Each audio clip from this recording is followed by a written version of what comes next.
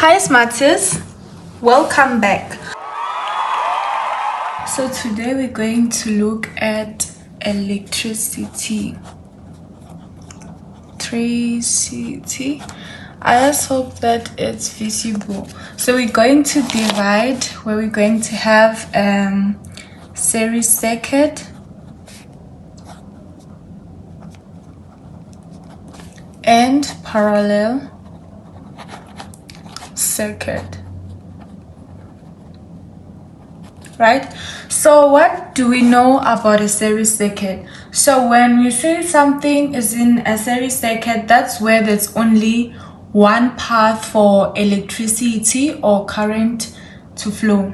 But in a parallel circuit, we have many paths in which electricity is distributed. So in electricity, we use Ohm's law. And then, what's Ohm's law? Ohm's law is V is equals to IR, right? So you need to know Ohm's law. So we're going to start with a bit of theory that in a series circuit, when you add resistance, the total resistance will increase. So more resistance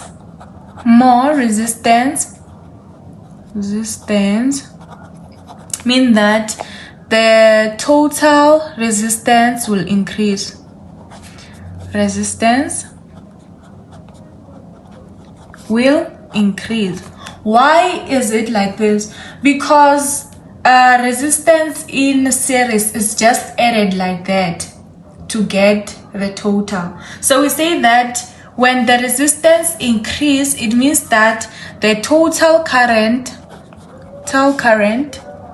will then decrease, will go down, but then we have the EMF, which always remains constant, right? So in parallel circuit, when we add more resistance, it means that the total current, resistance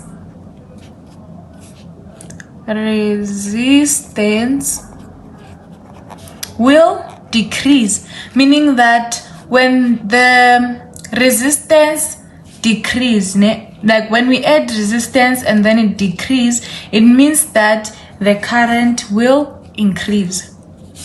So we say that current increases, but the EMF remains constant,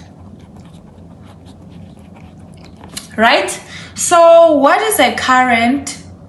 A current is the rate of flow of change.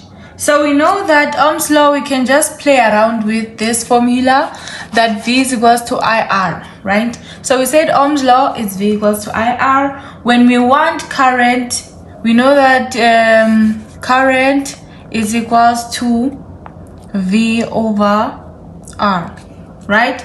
Meaning that this is inversely proportional to this, meaning that when this increases, this goes down. But when this goes down, this increases, like I already explained. So now we're going to check what happens when we add resistance in series or anything in parallel, right? So we said that a series circuit, that's where we just have let's say we have V1, and then we have the first resistance, we have the second resistance, and we have another voltmeter here, V2. So what we need to know is that when we're focusing on current, the total current that is passing here is the same because there's no other path for current to flow. So we then say that the IT, which is the total current, is equals to I1, which is going to be equal to I2, meaning that the current that passes through V, like this first resistor and voltmeter, is the same as the one passing here because it's just in a single line. I can put it as a line.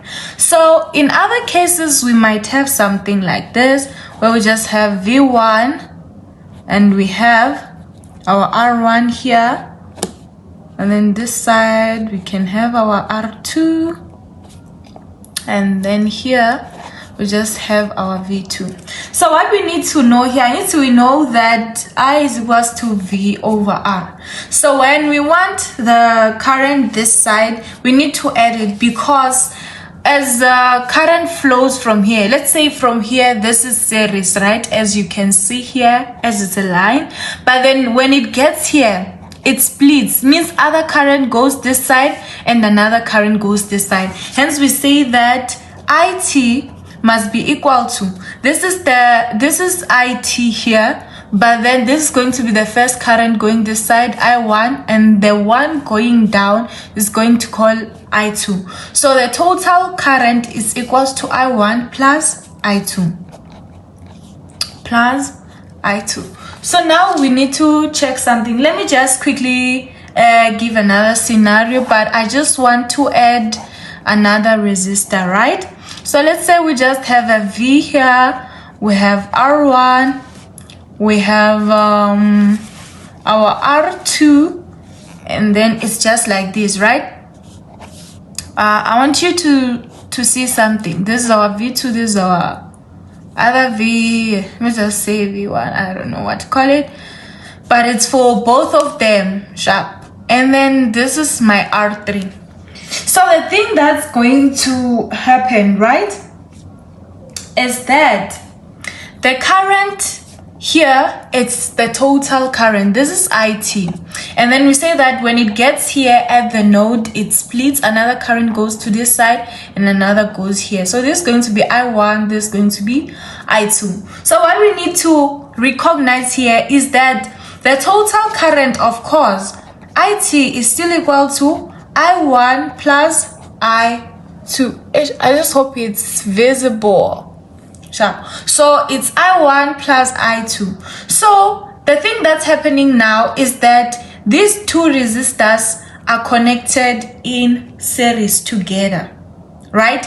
And we say that in series, the current that's passing through here, it's the same as the series passing through here. So we can conclude that I1, which is the first current, is equals to the